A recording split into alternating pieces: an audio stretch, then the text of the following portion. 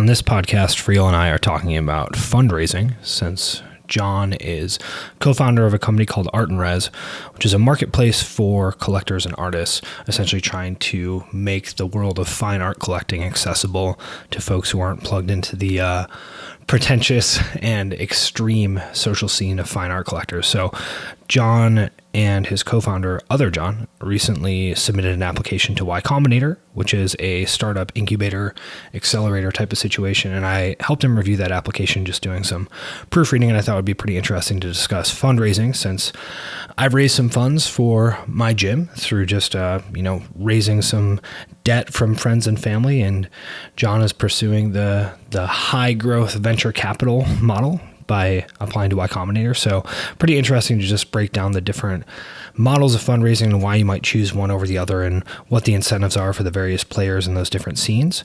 And then we spend a while also nerding out about collector behavior and trying to create different archetypes of why people get into weird stuff like art or coffee or music or musical gear. It's a good one. Check it out.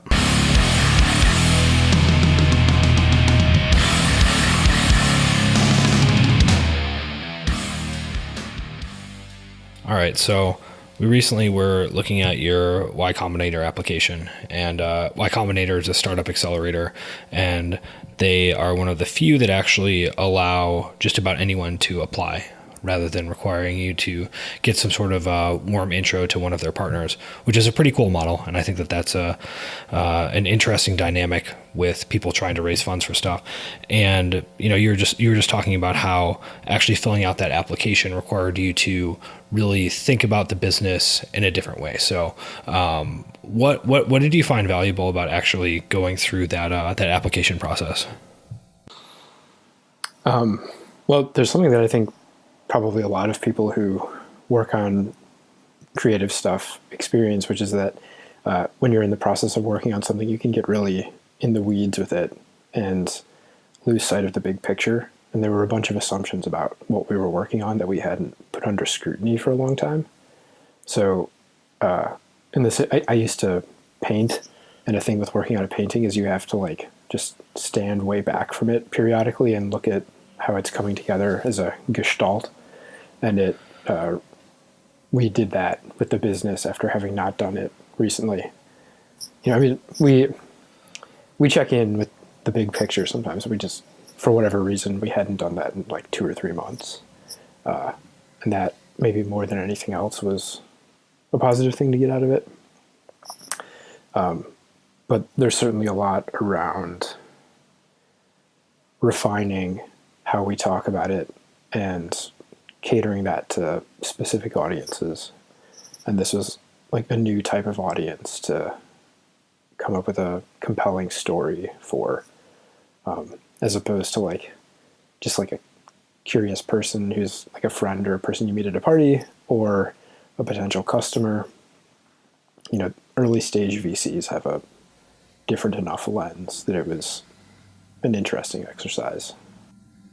Yeah, so really changing the narrative to focus on why someone might want to invest with the prospect of long-term growth, rather than sort of figuring out how to get, with a marketplace, you're already telling two different stories, one to the providers of art, and then another to the actual customers who are going to be purchasing or renting that art, right? And then you sort of have to come up with another story of and then this is why this is going to grow, and this is why we're the people who should do it.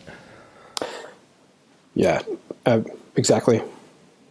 For sure. So what, what did you have to do to come up with that story in a way that you thought at least would be compelling? Well, we came up with versions of it independently, pushed on them, and put them in front of other people and let them push on them. There's nothing particularly magical about it. I'm not sure that the result was actually that effective, but that is the process that we followed. Yeah. And I think you also mentioned that, especially for this, sort of VC fundraising whatever concept, that it's more important to be able to tell a compelling narrative than to necessarily have like a bunch of metrics, right? It's not as much like like an earnings call or some sort of like detailed reporting on all the stuff that you have going on, because these are very early stage companies that aren't necessarily going to have metrics. So the story really is a huge part of it. That is the approach that we settled on for the final version of our application. It was not the approach that we took so unilaterally early on.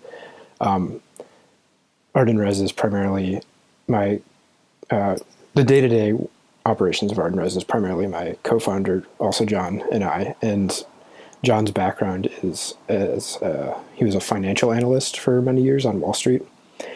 And he has this very particular lens that comes from trying to really, really deeply understand mature businesses. So he wants to know a lot of numbers and a lot of details as they relate to the big picture and everything. And he has a bunch of friends with that same lens. And so like we were coming up with these versions of the application and just like showing them to our friends. And so there were like these different archetypes of people looking at it. So there were just like, me and you and our close friends who are like creative, intelligent, non-tech or finance people. Then there were finance people. And then there were some like actual like tech startup people. And so the finance people would be like, yeah, like talk about all like, talk about, I forget what the like accounting term for this is, but like if you develop some like intellectual property by working on something that has like a dollar amount that you could assign to it, they'd be like, yeah, talk about like, the software that you've built and how that's like an asset. And there were a lot of numbers and stuff in some drafts, and none of the finance people seemed to flag that at all, right? But then startup people would be like, what is this? This is boring. Make it personal and talk about a story, right?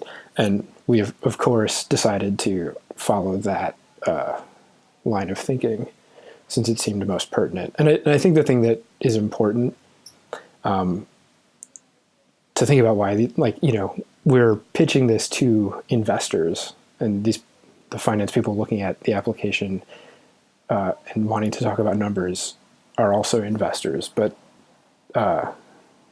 early stage VCs are really making a very different type of investment decision than someone who's buying stocks or something, right? Because a mature business is not going to radically change anytime soon. There are a ton of moving parts. You can ideally, with a healthy, well-functioning bureaucracy, you can take individual people in and out and it still will operate well. Whereas a startup is really just a couple people and some like grit and creativity or something, right? So your ability to characterize those things is arguably much more important. Like, it's like, what is the production function of these two screwballs who are like trying to make something interesting happen in the world, right? And that's the main difference that I perceive between those two lenses. Yeah, I mean, it's the numbers are relevant, but that the whole point of someone whose company is potentially taking on seed funding is that their numbers are theoretically going to change dramatically. That the whole point is that these numbers are going to get a few zeros added to the end if we can figure this out. Right. And what the numbers are at this point is totally almost pure noise, right? Mm-hmm. Like, one of the things that we put in our application was our revenue month to month over the past 6 months. And it's like, several $1,000s one month, a few $100s another month, and back up to several thousand, right? And it's just not even something that you would think of as being this like machine whose parameters would be tweaked a little bit or something. Yeah. Well, yeah. And I think that the lens of like different types of market analysts probably also have a lot to do with understanding whether or not something is under or overvalued, right? That they're trying to calculate, okay, how much does this company actually have in like assets versus how much is its stock worth, and that they can, make calculations based upon things like that as well.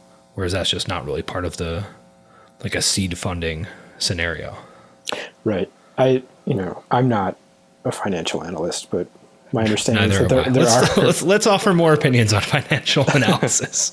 Well, I've been spending a lot of time with one, so I am starting to learn a little bit, at least about how one might think as a financial analyst. And all I was going to say is that there are multiple models, and the one that you just described, where you just kind of like add up the ostensible value of a thing, like the machinery costs this much and like the patents cost this much or whatever, that is a model.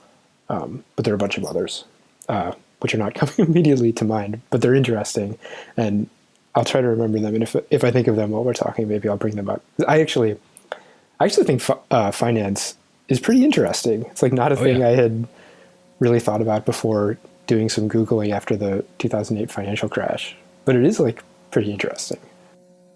Yeah, I think that as former money-hating punks, there is that element of like, oh, like screw that, but it is pretty cool stuff.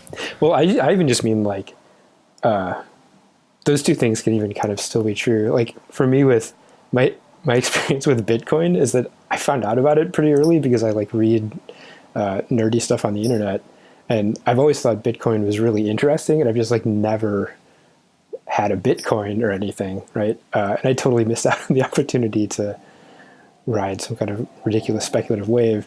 And that's my relationship right now. It's a financial analysis also, where I actually find it intellectually quite interesting, rewarding. But the idea of making the money that I make through that is not very appealing to me at all. Yeah, sure. I mean, that totally makes sense. Well, I think the other aspect of that as well is that there are people who are really good at it, who have been doing it for a very long time, who are devoting their entire lives to it. And that's not really, you don't necessarily want to play a game with those folks if you're not willing to try to compete on that level too, right? Sure. Yes, totally. I don't know. I hear that. I don't feel confident in my ability to evaluate that as a counter argument to participating in some amount of financial investment, but that does make a lot of sense to me. Yeah. So to sort of circle back to the idea of just, applying to Y Combinator, potentially taking on seed funding, why do that? That's a weird thing to do. Because I actually think it's kind of funny that people, think about starting a business, and they probably either think about that as like someone, shooting some weddings on the weekend as like a little hobby that they do as a photographer, or, taking funding and starting Google. And they don't necessarily think about like all the options in between, but you actually kind of are, pushing into that more extreme end of like, all right, like we're going to take this money and we're going to make something that is worth a lot and hire employees and all that stuff. So why do that? I actually think that it might be a more emotional decision than a rational one. In addition to Art and Res, I have another tech business that I started from nothing and that I'm not trying to make huge. And it has, to this point, seemed appropriate to me for that thing to stay pretty modest and be at the scale of like the person taking photos on the weekend or whatever. And when we started Art and Res, we weren't super overdetermined about this, but we were thinking that Art and Res would probably be closer to what's called a lifestyle business. So something that we could plausibly get off the ground ourselves, and that would grow to some kind of modest scale where it gave us a pretty decent life and was a fun, interesting thing to work on, but that didn't have like crazy ambition as part of it. And as we've been working on it, we have just become more ambitious about it in this way that I don't think was deliberate or conscious. So we have this hunch that we might be able to grow the business very large, and so we're taking a shot at it. Is that based upon what you've seen so far from the market, or is that just based upon out of control, toxic masculinity and a desire for extreme social status? It could 100% be. I actually worry. I worry about my ego a lot with, I don't know, these projects that I work on. It might just be some really primal kind of socially maladaptive instinct or something. Yeah. But one way of putting it is that it seems like a fun challenge. I think it actually will be very, if it works and we're able to grow the business, I think it will be really stressful and unpleasant. I imagine, lots of sleepless nights and like conversations that end in tears and, fights and 80, 90-hour weeks. And, I don't think it will feel good. But it does seem like an invigorating challenge. And it might just be that we have our appetites whetted for some kind of challenge like that. And, yeah, it's an interesting we also just think it plausibly could work. We think about what later stages of the business might look like, and they don't seem utterly implausible. So we're making the conscious choice to, at least for the time being, shoot for something that grows faster than the lifestyle business would have to. That's another way of characterizing that's a good the difference point too, between,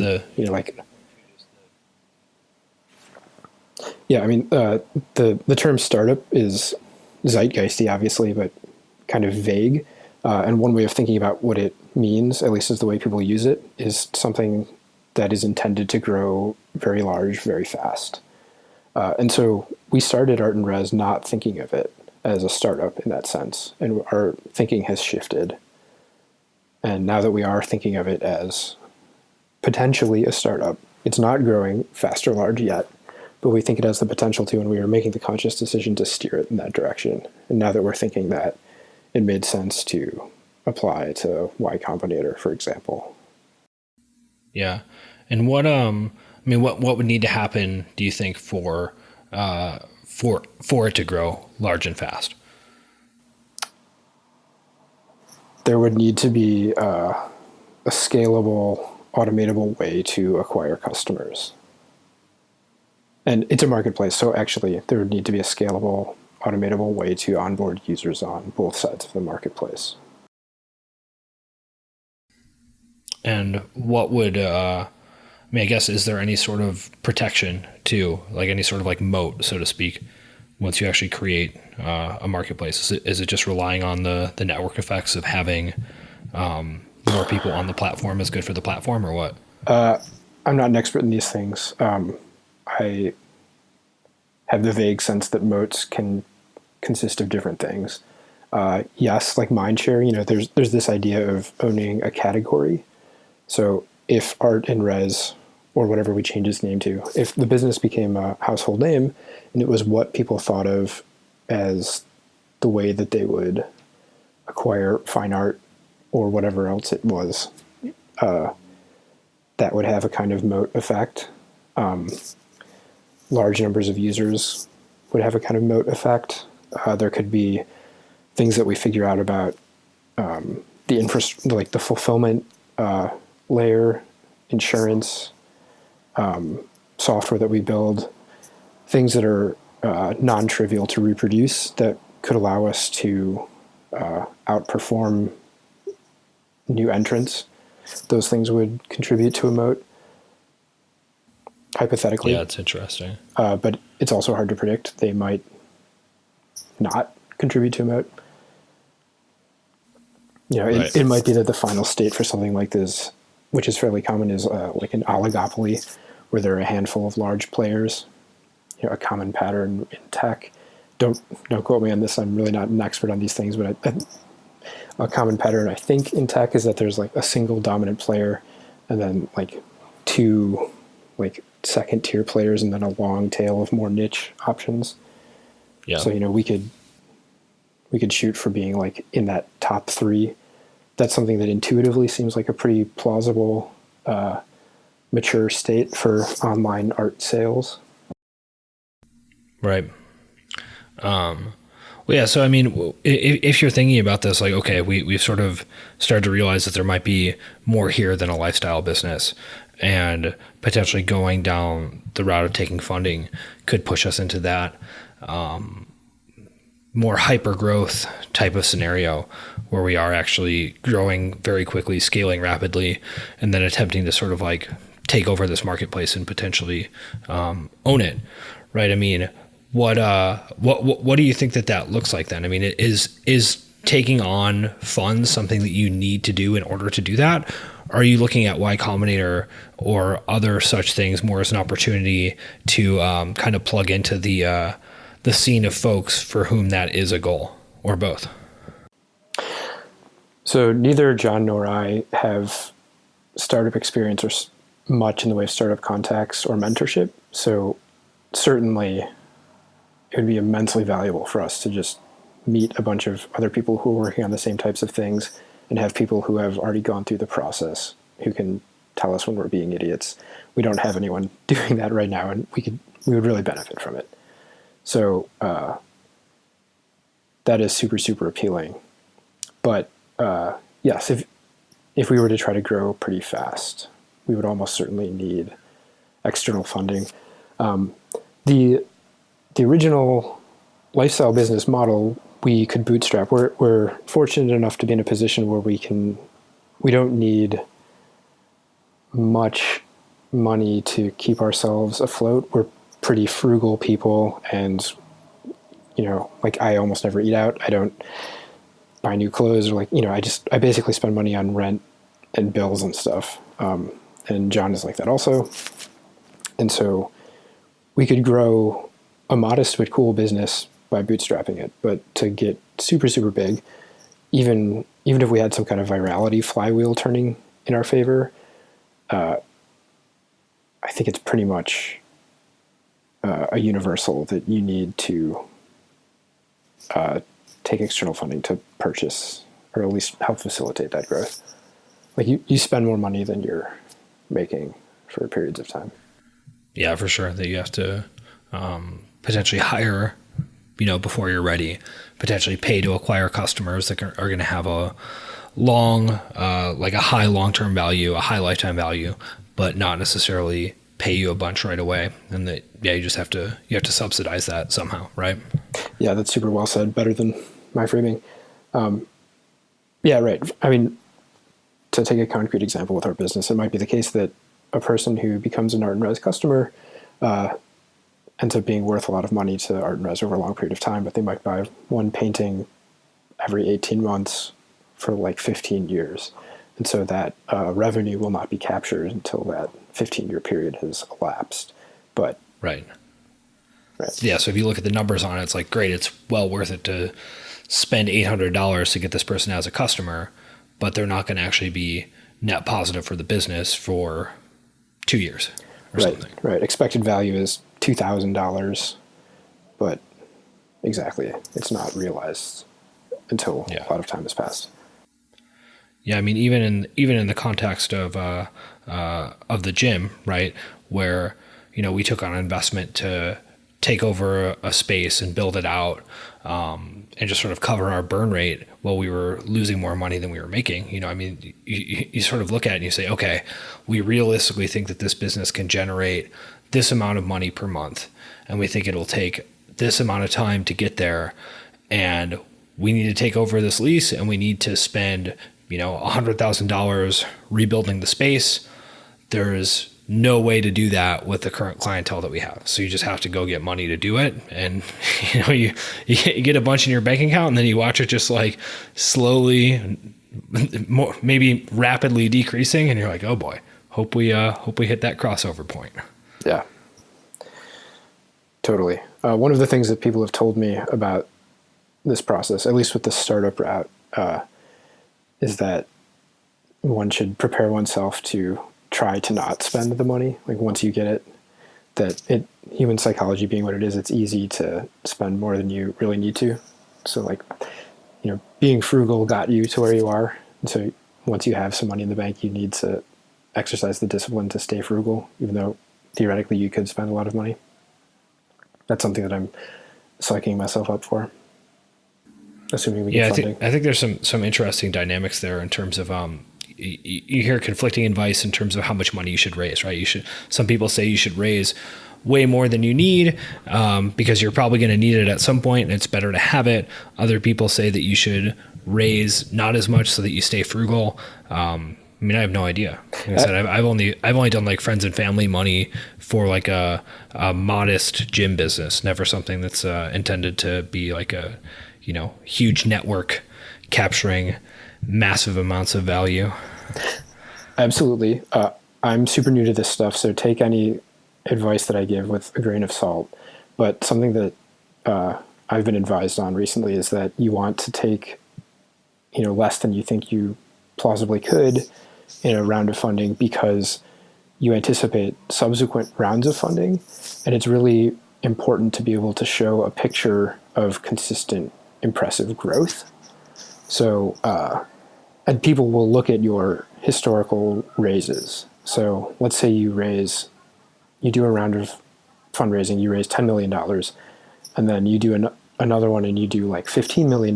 The jump from 10 to 15 is a bad signal. So you're much better off raising $1 million and then raising $15 million. And that creates this. So you're basically just trying to make it seem like undergoing steady, consistent growth, which interestingly is also a thing that is important for an individual artist to demonstrate over their career. One thing that, so traditionally artists are represented by gallerists who manage their sales and pricing and things. And a responsible gallerist will prevent an artist's sale prices from going up too fast because they can basically have the phenomenon of like a speculative bubble. And if an artist's prices spike and then crash, the same kind of like speculative investor psychology can come into play with people buying art, and they'll be like, oh, Todd Neef is like, crashed and is this like gross thing that I don't want to buy now. And so as an artist, you really want to show like steady, consistent, but fairly modest growth in your art sale prices over time so that you don't ever have people like, fleeing you or whatever. Yeah, I think there's also another effect where people like to imagine the potential future payoff and that they'll make judgments based upon that. So that if they see something people in which position? Like investors, let's say, right? That they see the potential future payoff as being higher value just because there is some possibility for some type of like outsized return, right? So that for example, investing in something that seems like it could grow a lot is a better scenario than investing in something that, seems to be showing like steady growth, or something that even shows, like you mentioned, like an artist whose value has crashed or whatever. Like obviously people are like then afraid of that. But I think it's pretty interesting. It creates like a lot of weird stuff with like athletes, where people are always looking for someone who has potential massive upside, potentially at the expense of doing something that is trading for or drafting or acquiring athletes that are like known consistent producers. Mm-hmm. Yeah, that makes a ton of sense to me. Huh. Although a lot of the metrics that have, gotten reported on in various books and articles and stuff like that seem to be kind of pushing sports teams away from some of that stuff. But that there is that human bias for like, oh, this could be a big winner. Totally. And you can almost that's super interesting. I mean, that is the explicit strategy of venture capital firms. They expect most of their investments to flop. And then they hope that out of the, 10 or 20 or 100 companies that they invest in, like one of them is Facebook or Uber, and it pays for all the others. Right. Well, and then there's the element too of everyone involved wanting to make it seem like the company is something that's on the upswing that has massive potential. Like everyone involved has the incentive to make it seem that way, even if it isn't, which is also kind of perverse. And we've seen some recent issues with that as companies try to IPO, right? Oh yeah, I've been so heads down on the stuff that I'm working on. I haven't been following that, but I do have some kind of vague awareness that there have been some disappointing IPOs. Yeah. Well, I think the scenario with WeWork is one where I think I read an article where someone said that WeWork is the pets.com of the current venture capital era, meaning that, things have gotten very silly and people are sort of like all conspiring to create these fake companies that are signaling that they have all this potential future value, but are really kind of like propped up by a lot of smoke and mirrors, so to speak. And that is that what happened with pets.com? I mean, an interesting thing with some of those early .com busts is that the ideas actually worked later. Right. Yeah, I know almost nothing about WeWork. I've actually never even been inside of one. They got free coffee. You should check it out. Kombucha on tap. Yeah, grab yourself a Joe. There's I don't know too much about all the details of it, but I'll go ahead. What was this? So originally you asked me why seek funding, and when thinking about the trade-offs there, all the stuff that we've been talking about the assumption or even requirement for constant impressive growth is that if you seek funding from venture capital firms, that is what they require in order to be happy with their investment, right? So they will always push you towards making decisions that are high risk, potentially very high reward. And so that's a big part of the trade-off that we made in choosing to pursue this path, right? So we might stumble onto a business that would be a really great business if it grew slowly and steadily. And we could very plausibly end up desiring that, or end up thinking that it's a better outcome for our users. And then we'll have these stakeholders in the business who are aggressively pushing us away from the slow, steady thing that works towards something that is much riskier but has a small chance of doing very, very well. And that's pretty unappealing on some level, right? So we had to willingly accept that we might find ourselves in that scenario. Does that make sense? Yeah, for sure. Well, because I think that's something that a few folks have written about too. I think the founder of Gumroad wrote about that, which is pretty interesting. It's an online store type of situation, I believe. I think it allows you to create stuff and process payments and things like that. I actually don't know that much about the actual product, but he had a pretty interesting article about that concept where he had built a business that was generating a decent amount of revenue and was doing reasonably well, but had no chance based upon the dynamic of becoming, a unicorn, right? It wasn't going to have $1 billion valuation. And then he found the situation with venture capital to be somewhat toxic in terms of trying to push growth, where he's like, actually, this is a pretty good business and it serves a specific market very well and is an important part of their lives and allows them to run their businesses. And I don't really want to try to grow it past that. This is like the right thing for it to be. Right. So in the early days, we were aware of this as a dynamic, and we were saying we were going to bootstrap so that we would not find ourselves in that position of being pressured in that way. And we are deliberately sacrificing that degree of control in order to pursue this riskier strategy. And when I was saying, like, I imagine it will feel pretty bad, this is one of the things that I could see feeling really bad, especially if we've built this thing we've created this community, or hopefully making a positive difference in people's lives, and we might have these people pressuring us to, abandon that for the chance it's something that just grows larger, right? And what leverage do VCs have to actually make that happen?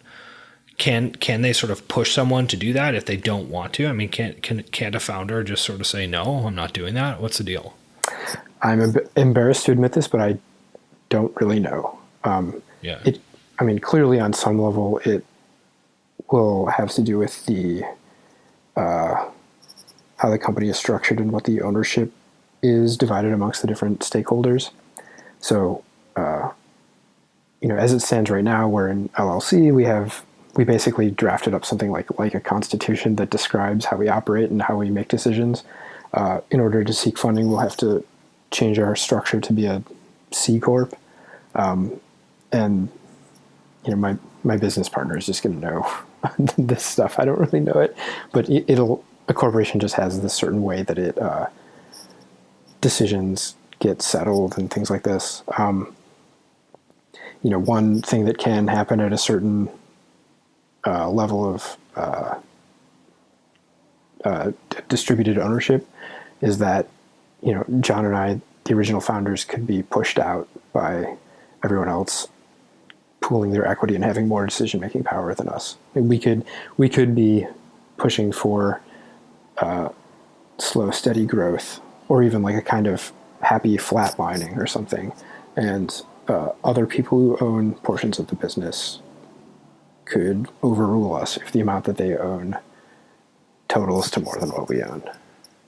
Yeah. I think this is one of the things that I will need to understand better in the near future. Yeah. Well, it's one of those tricky things because you don't want to get too far ahead of yourself and be like, oh my God, what are we going to do if we're just like running this super successful company and like we have these problems because we're doing well, right? So it seems almost silly to worry too much about that until you actually have something that is at the point where that's a concern. But if you're not aware of it ahead of time, then you can suddenly have a huge problem, right? Yeah, yes and no. I mean, with a lot of things, you can really paint yourself into a corner. And so I will understand these things much better before we sign anything with any additional people. It's going to be months out before we're actually in a position to do that. And then you started pursuing this venture capital route. Is that something that you are now sort of committed to, or is that something that was like, okay, this is interesting, let's see what happens, right? Have you sort of decided that you're going to keep going that route, accept funding if it's offered, keep trying to raise, or is it like, you know what, maybe we'll, dip our toes in the water and decide we don't like it, and then go back to pursuing this more from like a bootstrapped lens? If we get into Y Combinator, we will pretty much be locked into a high growth, or an attempted high growth trajectory. If we don't, I would say that the way we will operate is we will just continue to observe outcomes and adjust our decisions iteratively. So if we don't get into Y Combinator, that will be an important bit of feedback from the world about how we're operating. The case where we do grow and grow to be a modest business is certainly not a bad outcome. So, if we shoot for the VC path and end up landing short of that at this business that actually succeeded, I would certainly not complain about that, right? But we have contacts with venture capitalists. We've actually, this is kind of crazy to me. I didn't expect this to happen, but venture capitalists have been reaching out to us. So it doesn't seem like we will struggle to find funding sources if we, don't have advisors helping us get them. Interesting. So what do? They slide into your DMs or what? Mostly they reach out to my co-founder because he's much more social and on social things on the internet, like LinkedIn and Instagram and stuff. I keep a pretty low profile. But yeah, they find us through word of mouth and social media and things and reach out. Yeah, it's interesting.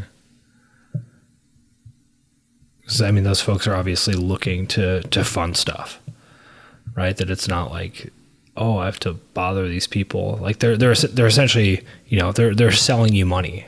So they're looking to have a consistent flow of deals and transactions. Right, exactly. And there does also seem to be some cluster of people who have a nice overlapping Venn diagram thing of being interested in art and having money to invest in things. Of course, yeah. I mean, what's the who are art collectors? Right. We certainly didn't think about that going in, but art collectors historically have been people who have had a lot of money to throw around on stuff. Yeah. And they're like, I love this horrible and strange social signaling game of art collecting so much that I want to destroy it with a software platform for the proletariat. Yeah, we need to reword our pitch. I mean, I don't know though. Like, I think that some of those people probably are, you know, as much as that the weird, pretentious aspect of art collecting serves them, they're probably annoyed by it too, right?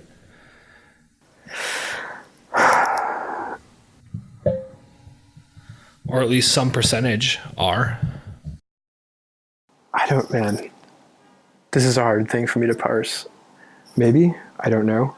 I'm not an art collector. I love art and I collect some things, but I don't collect art, so I don't have personal. What do you collect? I have a lot of used books. Okay, yeah, sure. It's true. I have enough that I would, you know, I don't have any sort of compulsion towards things like completeness, which maybe is an important part of the psychology of collecting. But I have more books than I actually read, and more books than is maybe like comfortable.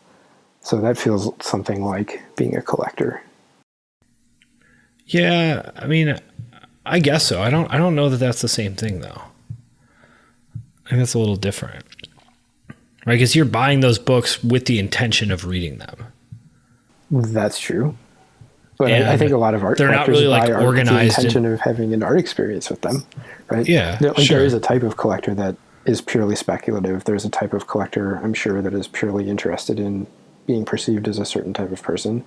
But in my experience, most art collectors love art. Right. Yeah, sure. But I don't know. I think there's a different psychology to someone who is purchasing the thing for like a more utilitarian type of situation, right? Where it's like, I'm buying this book to read it, or I'm buying this album to listen to it, or I'm buying this guitar to play it, you know. And then you have this sort of like extreme end of that spectrum where people are either just purely speculating, and there's kind of like a weird in-between thing, which I used to encounter all the time when I worked at the guitar store, where you have these weird dads coming in who are like asking me all these questions about different guitars and amps, and I don't know anything about them. I'm like, dude, I don't know, man. Like, you want me to get it down and you can play it? And they're like, oh, no, I don't play. But yeah, you know, did you see that they got the new Fender with like the, you know, it's maple and like this, that, what? I'm like, what in the world are you talking about, dude? You like know all this stuff about guitars and are coming in here harassing me as like a 19-year-old with all these facts, and you don't even play guitar. What's happening? That's really funny, but it's also really fascinating. Yeah, that's fascinating to me. It's real weird. Okay, so what could be going on there? I mean, so obviously for a certain type of disposition, it just feels good to know things, to have a sort of like complete picture of a kind of maybe like arena or something where I don't know. It's interesting. I don't understand what's going on there. I mean, so I think it's kind of like a whatever people like about beer, like beer snobs, right? Where they sort of there's something about the artisanal aspect of it and knowing a bunch of facts about it and kind of the backstory, and then having some sort of like sensory experience related to it, like the tone or whatever. But in these folks' case, right, it's like all of those things, but just related to potentially hearing the music or like thinking about the fact that the guitar could make that like sweet blues tone that your suburban dad ears crave. Okay, I can get on board with that. But they don't actually want to play it. Right. Okay, that seems reasonable to me. So there's something that feels good about having a mental... It feels good to build a mental model for someone with a certain type of personality. That's certainly true for you and I. And there's a certain type of person where the mental model they like to build is something like a catalog, where there's like a number of options, and those options have different attributes and new ones emerge sometimes. And the utilitarian value of those things in that particular person's life is just not an important factor in there. They just like knowing about it.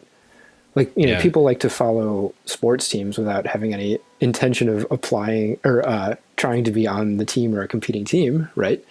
So couldn't it be sort of like that? Like someone could just be interested in like, oh, it's interesting to me what Fender is going for with their new guitar. Even though I don't play guitar, what guitars do matters to me as a spectator. And I like holding this catalog of knowledge in my mind. Yeah, I think so. And I think that there's a key aspect of it too that's related to the sensory experience of it, right? Because you get the same thing with like a lot of like music related and adjacent stuff, and like certain types of food. Mm-hmm. Mm-hmm. Right. That you know, you get that with like quote unquote foodies, or beer snobs, or like coffee snobs. Yeah, absolutely. For sure. And that, but I feel like that's, it is similar to sports fandom too, probably. I mean, maybe just the thing that we're describing is fandom. Yeah, I don't know if I think it's different though, right? Because I think fandom implies rooting for something. I think that they probably are correlated, right? But fandom is like, I want the Bears to win, you know, but people can be fans without being the weird, like collector experience focused people, right? There's plenty of Bears fans that just like nachos and football on a Sunday, but they don't know all the facts about different players. Yeah. Okay. All right. So maybe there's like a spectrum of fandom where like on one end there would be someone who is purely a football fan and they have no particular allegiances or sense of emotional skin in the game. They just like knowing stuff about the contemporary landscape of football. And then on a far end of the spectrum is people who like the visceral or emotional experience of the battle in the game, and they don't really care that much about the facts or information. And then most people they fall somewhere in the middle where they're emotionally invested in one team's success, and they also have a partially filled out catalog or index of information surrounding that. I think they're separate. I don't think that's a spectrum. Okay. I think there's like fandom. Then there's maybe call it nerddom. Yeah. Okay. Right? Fine. So yeah. Okay. Right. Maybe what we're describing is nerddom. That seems like a better label for that. Yeah. Okay. And there's probably another thing, which I don't know exactly how to describe it, because it probably depends a little bit. If we think about, let's say, like whatever, music, beer, art, sports, right? All things that have similar characteristics with that. And then there's like a third, whatever, like attractor of people who actually do the thing, right? So that there's people who actually like play music, or who are artists, or who play the sport, or who, you know, are chefs, or who brew their own beer. Mm-hmm. And that those people have like another way of appreciating that is potentially, you know, appreciating it in terms of applying it to their own craft that they do. Thinking about, oh, okay, that was a really cool way that they use that scale over that chord progression, or watching a football game and being like, oh, interesting. They called this play on this down after they had this sequence of plays. Like, that's awesome. Like, I either appreciate that because I know enough about the game to appreciate that, or I'm potentially even going to apply it to my own football game that I'm playing in or coaching in. Right? That's like I don't think that's the same thing as like nerddom or fandom.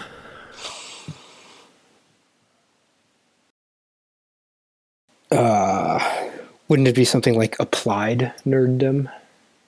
If like the third attractor is like the sort of applied interest, that it could just like overlap with nerddom, like a person who cares about doing well in the domain. You can imagine a person who really cares about doing well at making their own beer or playing football or something, but they don't particularly like learning about it, and then they just do it anyways because they have to.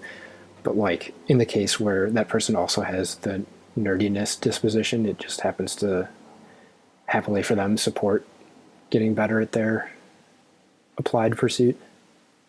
Yeah, well, I also think that there's potentially conflict between the sort of applied people and the nerd people, right? Like, as a musician, it's very annoying. I was ridiculing by conflict, like competing agendas or something. Not even necessarily competing agendas, but it's annoying when someone who doesn't actually play in a band or like know anything about music wants to like harass you about what guitar tone, like your guitar tone after a show. You're like, dude, I like don't actually care about this.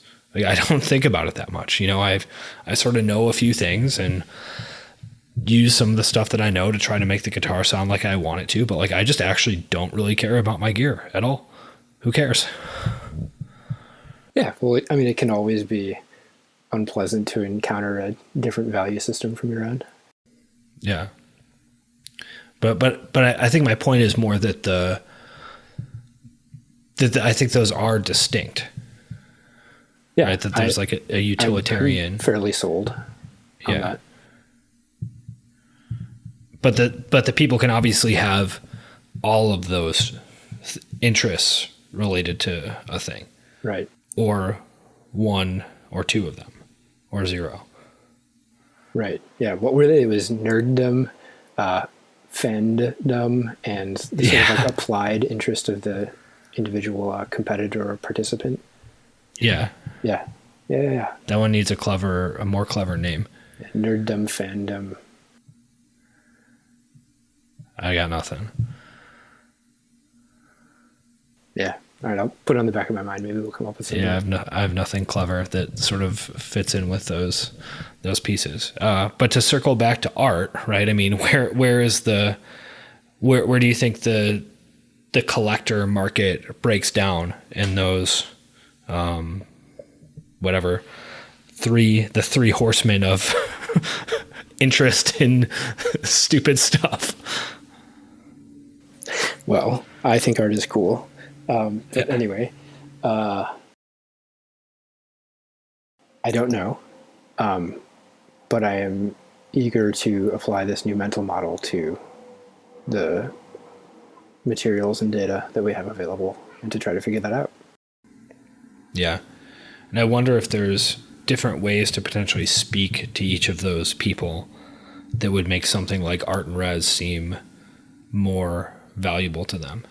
Yeah. So with art, specifically with art and res and where we are right now and what we're working on, we are happy to have existing art collectors as customers, but they're not who we are pursuing. We're right now at this particular stage in our life, we are looking for people who are, let's see, they're probably the fans of art who could plausibly want to buy some but haven't yet, or have bought maybe like one or two artworks, but it's still like a new thing for them. So for where we are currently, it doesn't actually matter that much what the breakdown is in the traditional collector Yeah. cohort.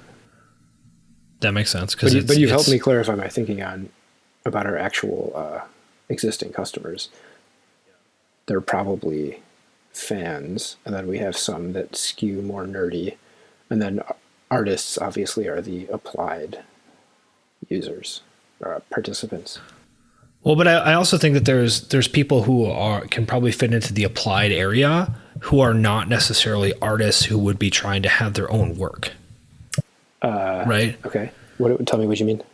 Right. And that if you think about, if we just use music as a good example of that, or even beer, right? That there are nerdy beer snob people who do kind of like brew their own stuff.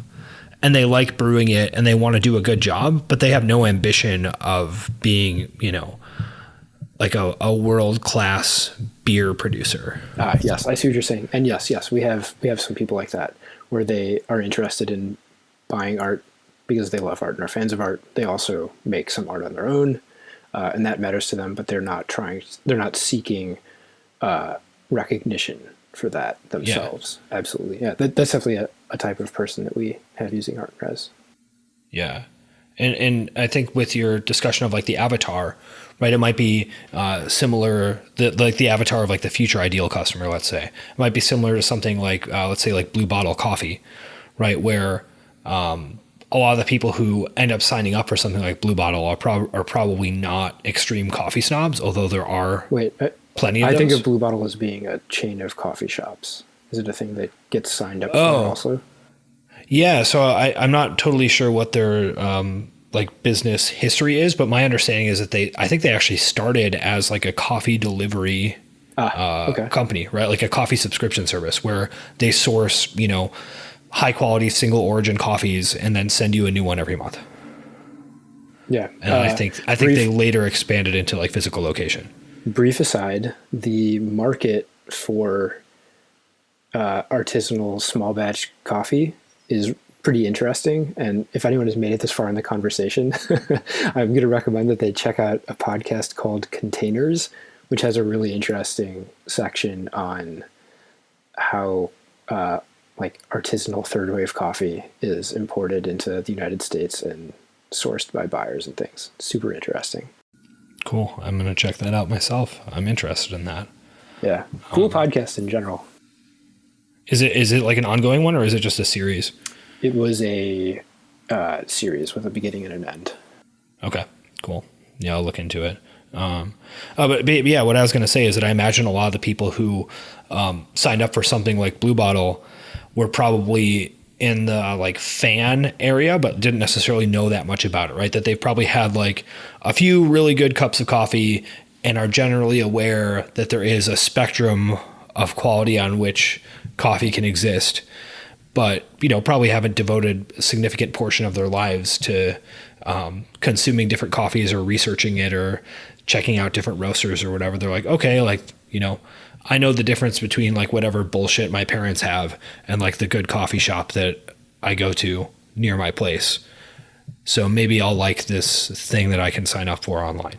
It seems to me that a Blue Bottle, if that's what a Blue Bottle is, it seems like a Blue Bottle customer could fit into all three of the archetypes we identified, because there's some degree of applied utility in it because you want presumably to make a better cup of coffee than you otherwise would. And it's pretty plausible to me imagine nerddom kicking in, right? Even though you are happy to have the assist of someone shipping you coffee, you might still enjoy learning about and reading about the difference between like Kenyan and Guatemalan coffee beans or whatever, right? Yeah, and like you start buying like shit to do a pour over and you're like, oh yeah, cool.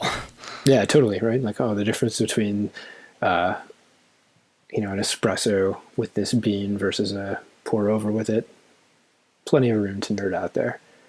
Yeah. Or you could be just the experiential fan type where you just like how it tastes. It makes you feel. Fine cuppa. I just love a fine cuppa. I like my warm bean juice.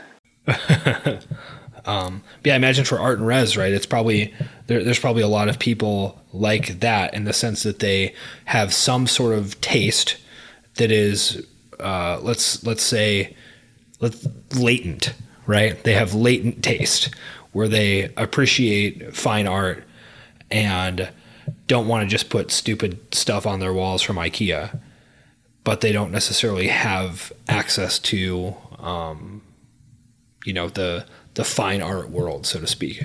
Yeah. For our early users, what we found is that it's less about social access and really more just about financial access, like at this very early stage. So right. our largest kind of archetype of customer, I don't know if it's appropriate to be talking about this stuff in a public forum, but we can maybe edit this out later if we decide it's not.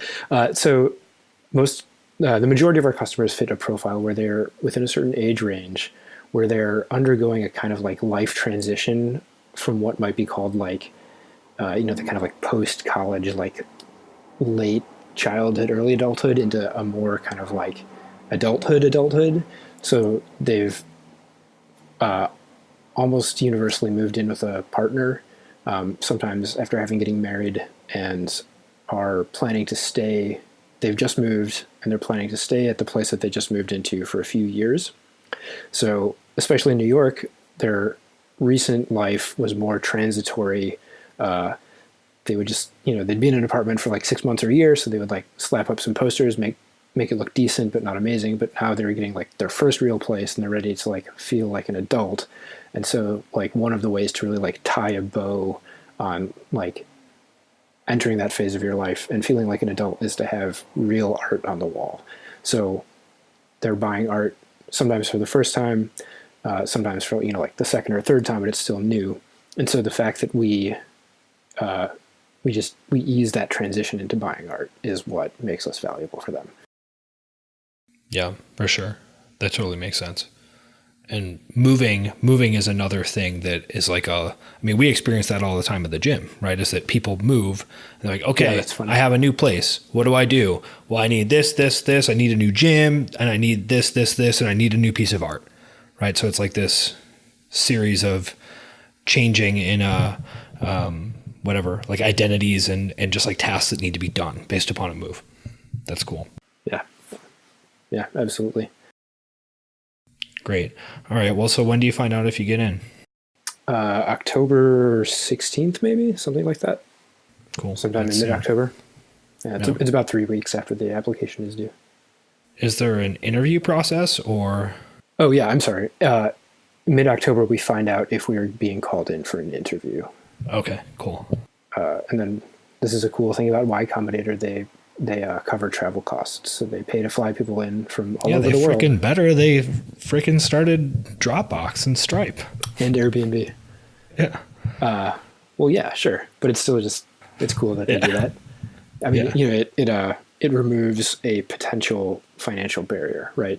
Like you might be a person who's on a pretty tight budget and be worried that you couldn't go to Y Combinator because you couldn't afford to fly out for an interview, and they cover that, which I think is.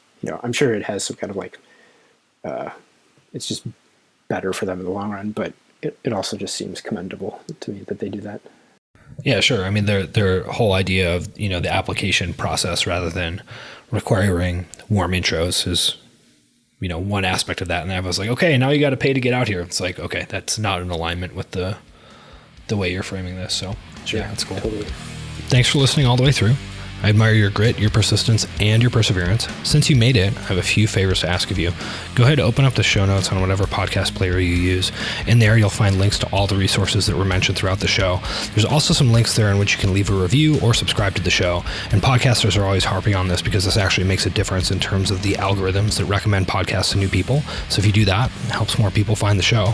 And if you head over to toddneef.com, you can sign up to receive most of my thoughts and writing, which really only go out to the email list. A lot of it never makes it to the blog or the podcast. So if you like what I have to say and you want to see some of my recommendations and stuff that I've been checking out, go ahead and subscribe to that email newsletter as well.